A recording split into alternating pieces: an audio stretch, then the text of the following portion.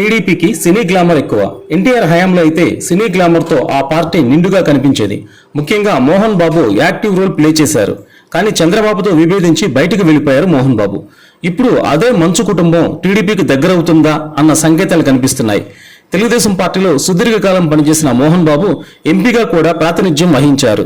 అయితే చంద్రబాబుతో విభేదించినప్పటి నుంచి టీడీపీతో పాటు చంద్రబాబుపై తరచూ విమర్శలు చేసేవారు మోహన్ బాబు. అయితే మొన్నటి ఎన్నికలకు ముందు చంద్రబాబుతో భేటీ అయ్యారు మోహన్ బాబు.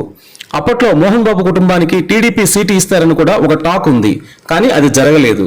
ఇక చంద్రబాబు అధికారంలోకి వచ్చిన తర్వాత మోహన్ బాబు సానుకూల ప్రకటనలు ఇస్తూ వచ్చారు. మొన్న చంద్రబాబు సోదరుడు రామ్మూర్తి నాయుడు అంత్యక్రియలకు మోహన్ బాబు కుమారుడు మంచు మనోజ్ హాజరయ్యారు. తాజాగా మా అధ్యక్షుడు మంచు విష్ణు మంత్రి నారా లోకేష్ ను కలిసి కీలక చర్చలు జరిపారు.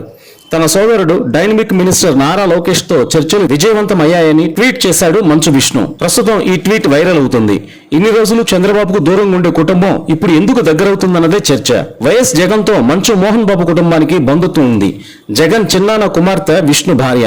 దీంతో వైసీపీ ఆవిర్భావం నుంచి ఆ పార్టీ పట్ల సానుకూలంగా ఉన్నారు మోహన్ బాబు. చంద్రబాబును వ్యతిరేకించే మోహన్ బాబు జగన్ కు దగ్గరయ్యారు.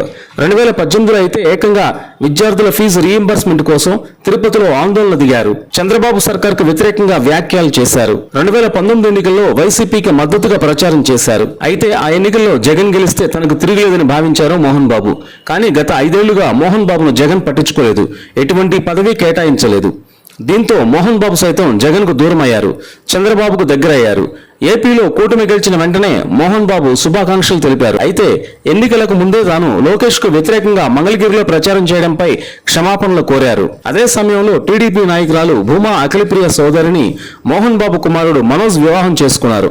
అప్పటి నుంచి మనోజ్ కూడా టీడీపీతో పాటు జనసేన విషయంలో సానుకూలంగా వ్యవహరిస్తున్నారు. ఇప్పుడు నేరుగా మంచు విష్ణు కూడా నారా లోకేష్ ని కలవడంతో మంచు మోహన్ బాబు కుటుంబం తెలుగుదేశం పార్టీకి దగ్గరవుతుందన్న సంకేతాలు కనిపిస్తున్నాయి. మరి ఏం జరుగుతుందో చూడాలి.